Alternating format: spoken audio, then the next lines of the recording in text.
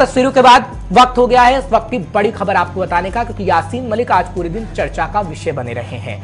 इस वक्त की बड़ी खबर आपको बता देते हैं कि कुछ देर में मेरे साथ मेरे सहयोगी भी जुड़ेंगे, सीनियर साथी, उनसे भी जानकारी लेने की कोशिश करेंगे। दरअसल टाडा कोर्ट ने यासीन मलिक के खिलाफ प्रोटेक्शन वारंट जारी कर दिया है। अगली सुनवाई 22 दिसंबर को होगी। हालांकि खास बात यह है कि कल रूबिया सईद अपहरण मामले में भी सुनवाई होनी है, क्योंकि कल 24 तारीख है और ये जो मामला हम आपको बता रहे हैं 1990 का मामला है, जब भारतीय वायुसैनिकों की हत्या से जुड़ा मामला था, जिसमें प्रोडक्शन वारंट को जारी कर दिया गया है। फिलहाल खबर पर पूरी नजर हमारे सीनियर साथी सनम एजाज बनाए हुए थे लगातार सुबह से, उनसे ही जानकारी लेने की कोशिश करेंगे। सनम, बहुत बहुत शुक्रिया हमारे साथ जुड़ने के लिए, 5 के पंच में अपना समय देने के लिए आपका आभार। आप जरा बताइएगा तफसील से कि 1990 का मामला किस तरीके का मामला और इस वक्त कोर्ट क्या कुछ कह रहा है। कल हम देख रहे हैं कि रूबिया सईद अपहरण मामले की भी सुनवाई है, उसमें क्या कुछ हो सकता है। दो अलग अलग खबरें, विस्तार से बताइएगा। देखिए, बिल्कुल, अगर हम मोहम्मद यासीन मलिक का जो अब का मामला है, जो इंडियन एयरफोर्स के जो किलिंग का मामला है, उस मामले में मोहम्मद यासीन मलिक जहां ऑलरेडी जेल में है, वहीं जेल से वो लगातार उन्हें कोर्ट में जो पेश होने की बात की जा रही है। उन्होंने 2-3 बार अपने जो है वकील के जरिए खुद भी बताया था कि वो खुद अपने जो क्रॉस एग्जामिन हैं, जो विटनेस उनके हैं, उसके खिलाफ हैं, उस मामले में उनसे क्रॉस एग्जामिन के लिए खुद कोर्ट में आना चाहते हैं। और उन्हें जो है MHA की तरफ से कोर्ट को डायरेक्शंस भी गई हैं, या कोर्ट में डायरेक्शन नहीं बल्कि कोर्ट में एप्लीकेशन गई हुई है कि कुछ सर्कमस्टेंसेस हैं, वो उसमें डिक्लेयर नहीं है कि किन सर्कमस्टेंसेस की वजह से उन्हें कोर्ट में पेश नहीं किया जाता है।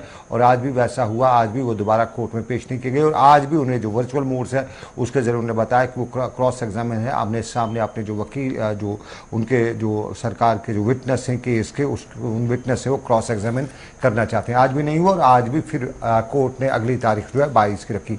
और कल की अगर बात की जाए तो कल की तारीख भी इसलिए अहम है क्योंकि कल रूबिया सईद का मामला है। रूबिया सईद अपहरण का मामला 90 का मामला है और कश्मीर में उनका अपहरण जब हुआ था तब उसमें आरोप लगे हैं कि JK-LF जो है, जिसमें इशफाक मजीद वानी, मोहम्मद यासीन मलिक और अब्दुल हमीद शेख, ये बड़े 3 जो लीडरान थे तब JK-LF के, इन्होंने इनका अपहरण किया था। और रूबिया सईद को फिर ये मामला ठंडा भी हो गया था, लेकिन पिछले कुछ महीनों से दोबारा ये मामला गर्म हुआ है और 3 बार अब तक रूबिया सईद को कोर्ट में पेश किया गया है। 3 बार रूबिया सईद को कोर्ट में पेश करने के दौरान मोहम्मद यासीन मलिक के हवाले से पूछा गया कि क्या वो उस अपहरण में थे, उन्होंने अपहरण किया था। और चूंकि जो रूबिया सईद के जो क्वार्टर्स हैं या उनकी फैमिली के मेंबर्स हैं, उनका अक्सर यही आरोप है, उनका कहना है कि उनसे ये नहीं पूछा गया कि क्या मोहम्मद यासीन मलिक उस अपहरण में थे, बल्कि उनसे पूछा गया कि उन्हें एक पिक्चर दिखाई जा रही है और उसमें बताया जा रहा है कि क्या ये मोहम्मद यासीन मलिक, इसको आप जानती हैं। और उनका जवाब यही था कि मैं, चूँकि मोहम्मद यासीन मलिक एक बड़ी फेमस पर्सनैलिटी हैं, कश्मीर से लेके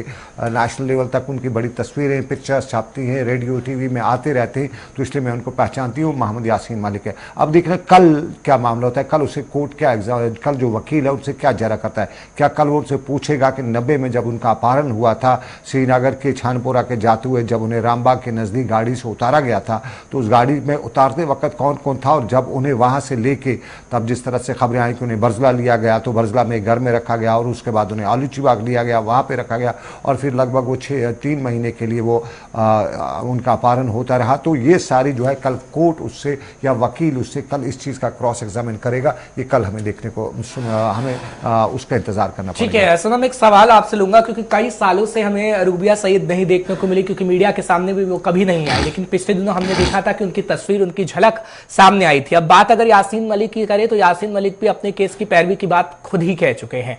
कल क्या कुछ अहम कड़ियां सामने आ सकती है? जिस वक्त आप इस तस्वीर का जिक्र कर रहे हैं, अपहरण का जिक्र कर रहे हैं, तो कुछ कल अहम कड़ियां सामने आ सकती हैं जब कोर्ट के अंदर बातें रखी जाएंगी? देखिए, सबसे पहले जो है लो प्रोफाइल रहे हैं रूबिया सईद। वो 96 में, चूँकि तब के वो 90s में तब गृह मंत्री थे उनके पिता मुफ्ती मोहम्मद सईद, तो तब उनका जब का अपहरण हुआ तो उसके फ़ौरन बाद वो कश्मीर से निकल भी गई और फिर उनकी शादी वगैरह भी कश्मीर से बाहर ही हुई, तो वो ज़्यादातर उन्हें लो प्रोफाइल रहने को तरजीह दी। लेकिन पिछले कुछ समय से, लगभग यूँ कहें तो पिछले 4-5 महीने से वो दोबारा लाइमलाइट में उस वक्त आना शुरू हुई जब 90s में जब उनका जो अपहरण हुआ था, उसके इसके सिलसिले में उन्हें कोर्ट में जो है वो दोबारा बुलाया जाने लगा, तब वो सुर्खियों में आने लगी।